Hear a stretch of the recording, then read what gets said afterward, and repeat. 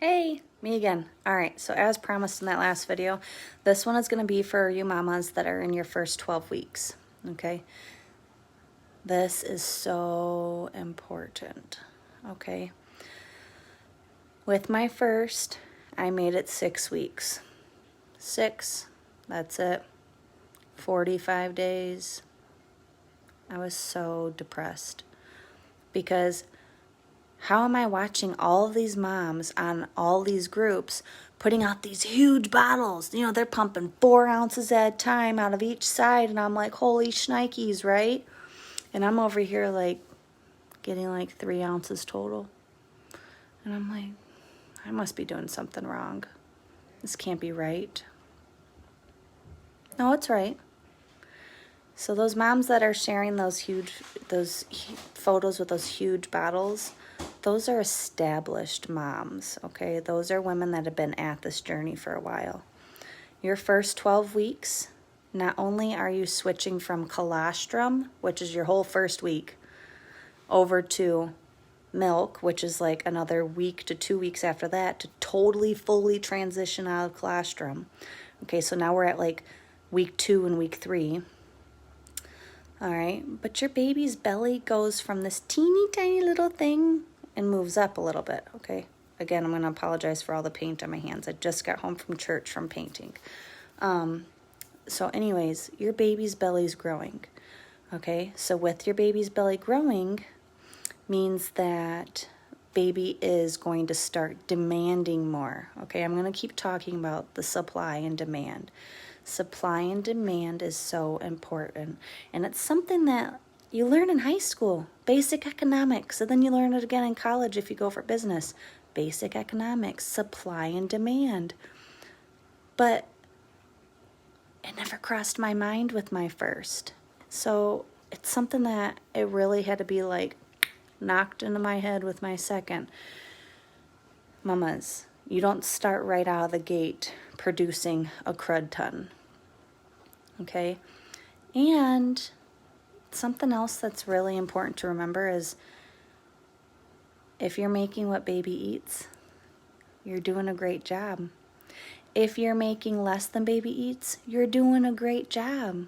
If you're making more than baby eats, you're doing a great job. Regardless of how much you're making, you're feeding that baby. Okay, so remember that. Don't be hard on yourself. Also remember that the average woman, which means a majority of women, make only what baby needs. Having an oversupply is so rare, so rare. And having an undersupply is something that's usually able to be fixed, quite honestly. Again, supply and demand, drinking enough water, eating enough calories.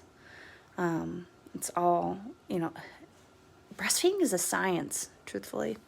So anyway, so if you're in your first 12 weeks, your supply is going to continue to increase as you continue to grow and that postpartum phase, right? The further into postpartum you are, the more supply you'll gain.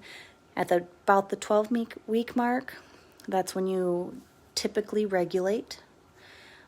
So if you want to make a higher supply, I'm not guaranteeing this. I am not guaranteeing that you will make a higher supply by following this. But if you absolutely, positively have to have a higher supply, meaning that you want to make more than what your baby actually needs, then you need to create that demand. Okay?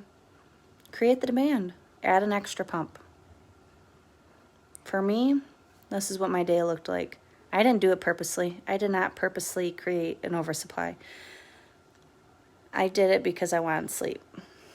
So this is what I did. Woke up, pumped, fed baby.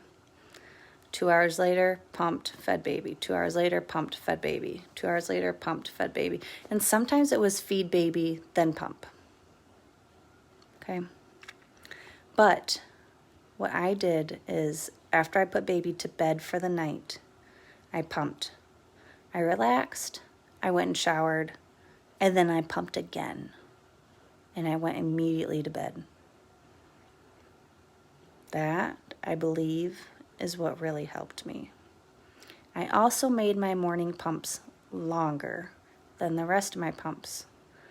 Reason being is I wanted to make sure that I really got all that milk out.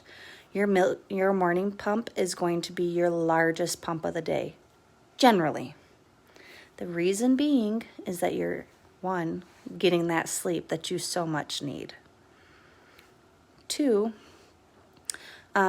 it's a lot more, what's the word I'm looking for?